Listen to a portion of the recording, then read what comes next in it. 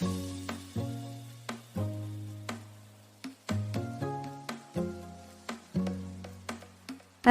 Assalamualaikum dan selamat sejahtera semua. Apa khabar? Selamat datang ke video saya yang bertajuk Panduan Amalan Pemakanan di Taska yang melibatkan bayi berumur 12 bulan ke bawah serta peranan guru dalam panduan amalan ini. Terlebih dahulu, saya akan perkenalkan diri saya. Nama saya Nur Syamira Ilyana binti Abdullah, PID 20071 dari Kumpulan 2. Selamat menonton.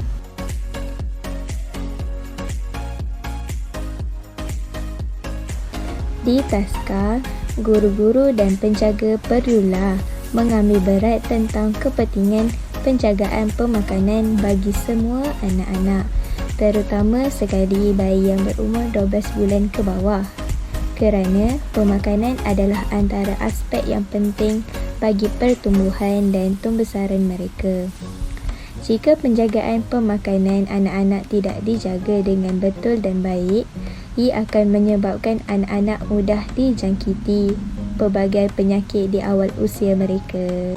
Terusnya ialah langkah penjagaan pemakanan di Taska. Yang pertama, bahan-bahan makanan perlulah sentiasa diperbaharui mengikut jangka akhir penggunaan bahan tersebut, seperti bahan makanan yang telah tamat tarikh tempoh penggunaannya perlulah dibuang dan diganti dengan bahan yang baru supaya dapat mengelakkan kanak-kanak mendapat keracunan makanan.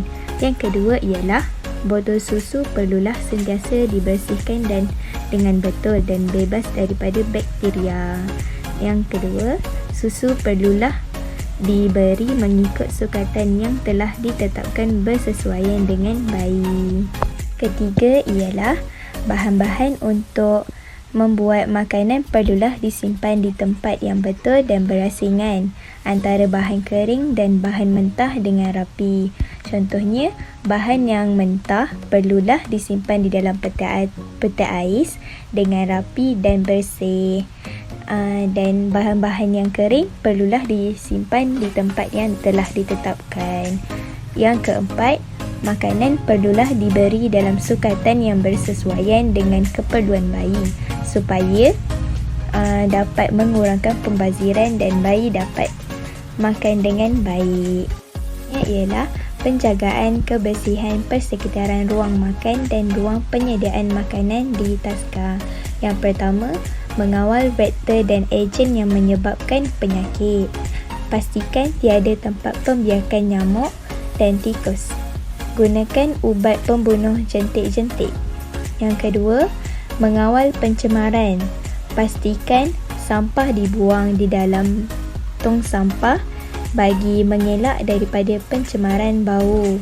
Yang ketiga ialah ruang makan di Taska. Kebersihan di sekitar kawasan ruang makan perlulah dijaga dengan baik dan sentiasa dalam keadaan teratur dan bersih.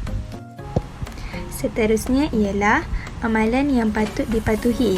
Yang pertama, menggunakan landas pemotong yang berlainan untuk makanan mentah dan yang telah dimasak. Ia perlu bersih dan disanitasikan dengan baik. Yang kedua ialah menggunakan kain pengelap yang bersih dan berasingan untuk mengelap pinggan, mangkuk dan meja dan tangan. Yang ketiga ialah menghidangkan makanan dalam bekas makanan dan menggunakan sudu yang bersih.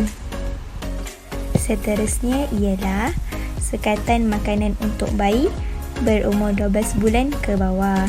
Yang pertama, untuk sarapan pagi, contohnya seperti 1 sendok bubur nasi, 1 sudu makan ubi kentang dilecek, 1 sudu makan lobak merah dilecek dan susu.